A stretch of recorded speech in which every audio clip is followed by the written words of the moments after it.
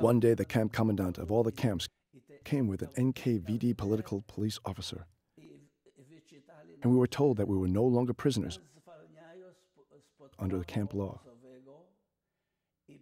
but that we were free citizens. And as free citizens, we were subject to the Russian government. They gave us 2 documents.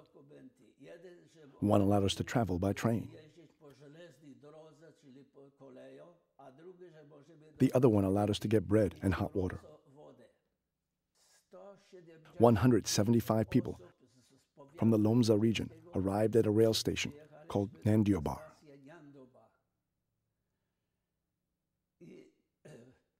We showed our documents to the head of the railroad station and said that we needed to travel to the Polish army that was forming in Guzar.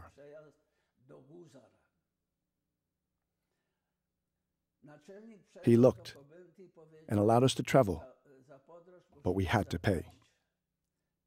So he paid, and he gave us 5 freight cars with plank beds. Freight cars meant for deportees. So we put 35 people in each car. It was so crowded. There were plank beds on either side and a heater in the middle. They attached these 5 freight cars to a train, and we started our journey, which took 2 months. Sometimes they attached us to an express train, so we traveled for days and nights without a break. But then they detached us and put our cars on the side tracks, and we stayed there for 2 or 3 days. Did you get any food while you were waiting on the side tracks? Oh, no. No food at all. They only gave us documents that allowed us to receive 14 ounces of bread per person and hot water. But we didn't actually get any food. So every time the train stopped, or they sidetracked us, I and another guy, his name was Kowaleski, we took all 35 documents from the 35 people in our car, and we got off and tried to get some food with the documents, or to buy some food. At that time, you couldn't buy anything with money in Russia. We had some money, but we couldn't get any food or anything with it. Only for exchange, for shoes, fur, any piece of clothing. I had already exchanged everything I could. The only thing I had left was my Cossack's hat, my pants, and my shoes. They never informed us as to when our train would leave. One day I got off. I didn't smoke, so I always had a package of cigarettes to exchange. You could get anything for cigarettes. I could always give an engine driver a pack in exchange for some drinking water. I could always get some water for us. So one day I got off to get us some food. I saw groups of people trading. I got close to them. They ran away. I saw another group of people trading. I got close to them. They ran away. I saw a third group. The same story. It was in a town. It was in Chelyabinsk, a huge town. I decided to get back to our car. I noticed that 3 men were following me. I looked at them a little. I thought that they were NKVD political police. But they didn't come any closer to me. They were just following me. I got to our freight car. They also arrived. They turned out to be fugitives from a gold mine. 2 Germans and 1 Pole, also from Germany. His name was Tchaikovsky. They asked me to take them with us to Uzbekistan. It was so crowded in our cars.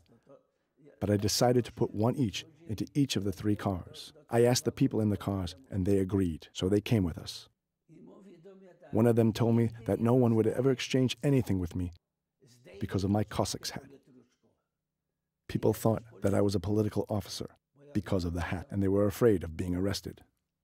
We arrived at a town. Maybe it was Chkalov. I don't remember well. And I decided not to go to a market, but to stay closer to town. In Russia, the black market was prohibited, and everybody was afraid, but they had to do it anyway, even though it was so dangerous. When the police caught someone, they were immediately sentenced to a Siberian labor camp. So I was looking for food and went maybe 1 mile outside of the city. I got some flour and a loaf of bread in exchange for our clothing, a dress, napkins, and a tablecloth. It was so heavy. The snow was deep, and it was difficult to walk in. So I went back. This train station was really big, maybe more than 30 tracks. I saw a train standing still. I saw arms and ammunition being loaded onto trains, another train's food. It was wartime, so everything went to support the Russian army on the front. So there were a lot of tracks to cross, and they were running the cars along them, so I had to jump and duck and jump and duck over and between moving cars very carefully with a heavy sack on my back in order not to be run over. I got maybe near maybe 400 feet away from our train when it started moving away. Chug, chug, chug. What was I to do? I went to the station master and asked when the next express train in my direction was leaving so that I could catch up with it. He checked his notes, and he said that the train was gone and that it would stop after maybe 300 miles. It was an express. I got really desperate. I turned back. I didn't know what to do, but he shouted after me, "Wait, wait. Your 5 cars. They are still here on the sidetrack." We spent 2.5 days on the sidetrack, and eventually I got back to my car, very happy. Then we were attached to a passenger train on which the Russians were evacuating their government from Moscow. So they attached us to this train, and this train went so fast. We were scared. It went so fast, we thought that it was dangerous. It could have derailed. It was going so quickly without stopping. It just bypassed the stations.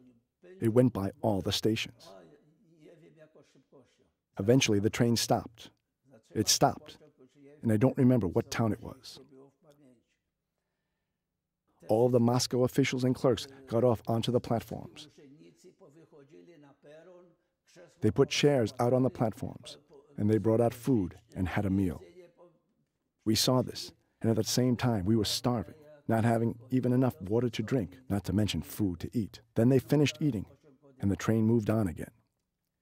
At the next station, they detached us and attached us to another train. We traveled this way for 2 months. After 2 months, we arrived in Guzar, at the rallying point for the Polish army in Guzar, in Uzbekistan. Starving, dirty with lice.